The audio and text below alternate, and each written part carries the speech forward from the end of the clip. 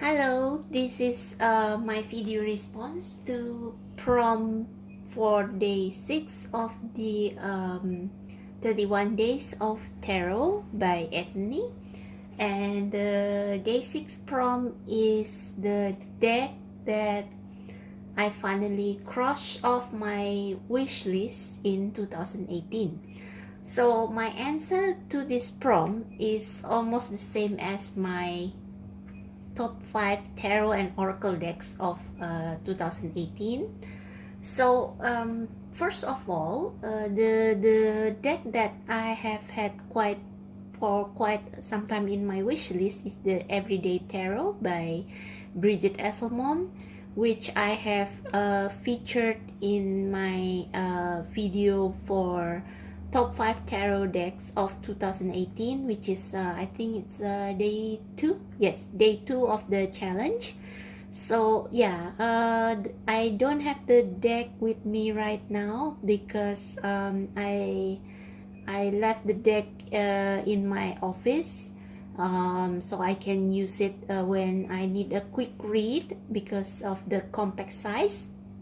So yeah, I'm sorry that I cannot show you again the deck, but yeah, this deck I have been wanting it for quite some time because of the compact travel size, and because of the color and the beautiful golden and purple nuances, and also the matte gold gilding.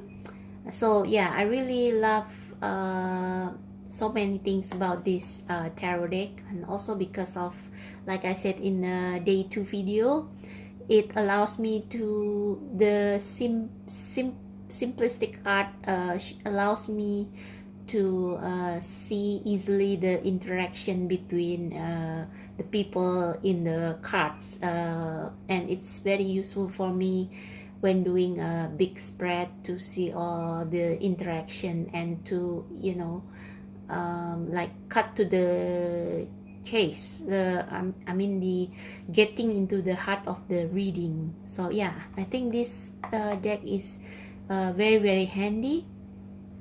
And the next one that I finally crossed off my wish list is the Delos Tarot. I have been actually wanting this deck for quite a while, but at the time because it's sold in USD in Etsy, and I'm from Indonesia, so for me at the time it was quite expensive, even though the deck itself is only like $21 or $23. But then I got some money from doing readings in my PayPal account, and then I used that to buy this deck. So yeah, I'm so happy that I finally get this deck, and I also get the second edition, which I think they renew some of they renew the colorings, and they change some of the art, which I don't mind. I really like this deck because of the because it's RWS clone, but it's a cute one.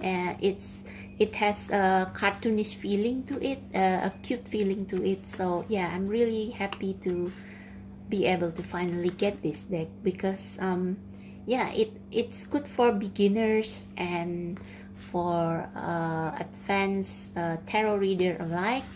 And I think the cartoonish feeling help me to resonate with this deck more than the traditional RWS, I think. Yeah. Alright, so the next deck that I crossed from my wish list is the Queen of the Moon Oracle. I haven't I think it's not very long, the time between when I include this deck in my wish list and the time when I actually get it. got it. I think yeah, it's so once I put it in my wish list, and then not long after I got the money and I just purchased it right away. So I didn't wait long for this deck. And this deck I have also show feature in my top 5 oracle deck video, so I won't show you again. Just very briefly show you the beautiful artwork. And the reason why I wanted this deck so much is because the keywords are very simple and very to the point, and also I think it's really support the artwork. So the artwork and the keyword are really connected, they support each other. And this deck allows me to read intuitively because of the emotion that is being evoked in the reading is in the card is really, it allows me to easily get the essence of the card.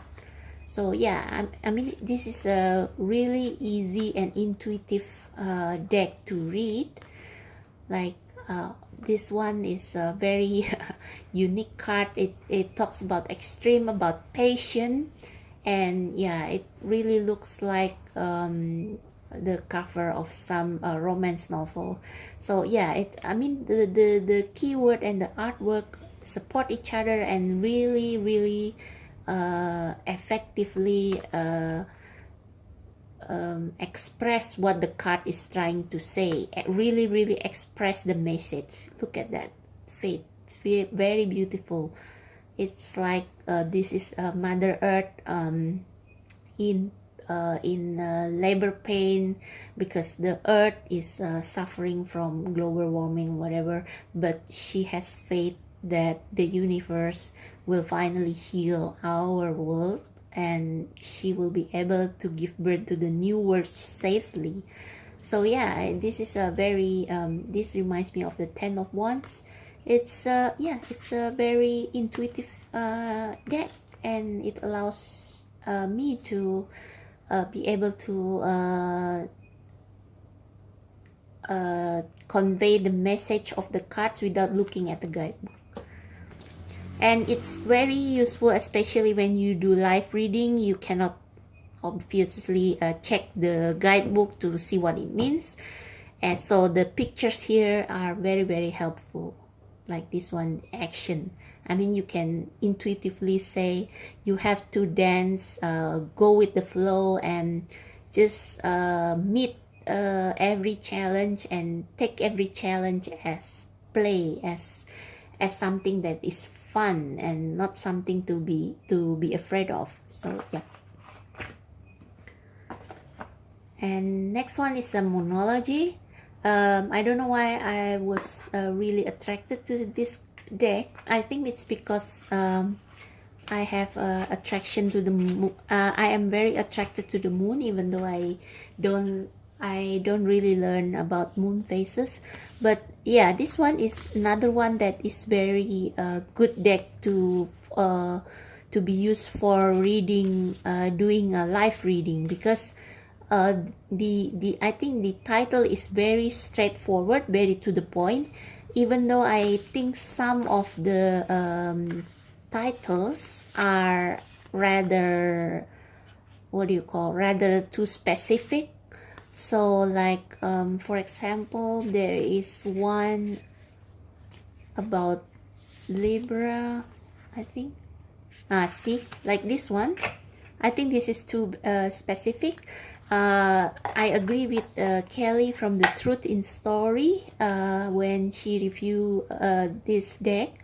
I agree with her about this particular card and title. This is not always about romantic cycle. It's about keeping things in balance, about like one step forward, two step back, dance, like it's like dancing, it's like tug of war, like you and the other person trying to make the like you are circling each other, like it's like a mating dance, but it doesn't have to be in a romantic sense. Like it can be about negotiation, about trying to achieve win-win solution. And yeah, I think it could use a more general title, more, what do you call, a broader title than this one. So yeah, I think there are some cards that are like that, too specific, but overall I think this card is very great, especially when you are doing live reading, when you offer some kind of predictive reading about how how next month or next several months is going to be, what the future holds, what the near future holds for you. I think this deck is very practical to answer a question like that. So yeah. And again, this deck, I think I will feature this deck in like 90% of my videos for this challenge because I love it so much. I hope you are not getting sick of it yet. But yeah, this deck actually, it has not been on my wish list for long because once I discovered it, I decided to back it. So yeah, so like I said in my other video, my original wish list was actually the Golden Tarot by Cat Black, but there were some cards that I didn't feel resonate with in that deck, and this deck is like it answers it meets some expectation that I didn't get in from the the Golden Tarot, especially in terms of the artwork and the people's expression. Like I cannot talk enough about the expression of the people in this card. I mean, they are so vivid, especially the court card, the Queen of Pentacles. You get the heavy domestic vibe in this, and heavy maternal energy. And yeah, I mean, especially the court card and the major arcana, like the Empress here, is very beautiful, very expressive, and it allows me to do intuitive reading quite easily. This strength, the patience, and the compassion that shows in that is shown in the angel's face, the passion in King of Wands, the royalty and power of the Emperor, the posture, the regal sorry, I cannot spell regal posture.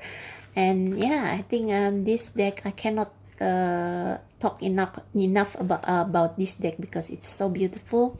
And actually there is one other deck that I finally crossed off my wish list in 2018, and that is the Oracle of Mystical Moment. I think I need to record part 2 of this video because again, that deck is not here with me at the moment. It's in my parents' house, and yeah, that it's a very, very whimsical, and it's a really feel good deck. It's a fantasy theme deck, and I think the deck is a really good one if you read about love, and if you want to pull a card to comfort yourself. I think that deck is quite whimsical and gentle, and it's like having a fairy or a magical little friend. So yeah, that deck is also one that I crossed off my wish list, and I was very, very, very happy to get it. Okay, yeah, so that's it for day 6, I guess. See you in day 7 video.